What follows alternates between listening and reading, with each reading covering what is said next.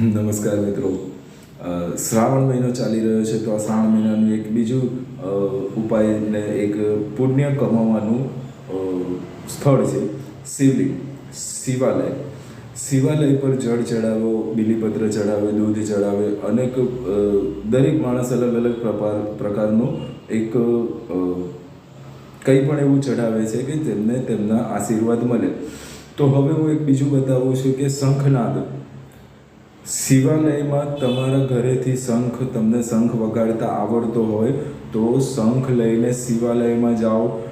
પૂજા વિધિ કરતાં પહેલાં શંકર ભગવાનની આગળ, શિવલિંગની આગળ ઊભા રહીને શંખનાદ કરો, જોરથી શંખનાદ કરો. શિવજીની તો કૃપા થશે જ, પણ આ સાથે તમારી પાસે લક્ષ્મીનારાયણની પણ કૃપા થશે.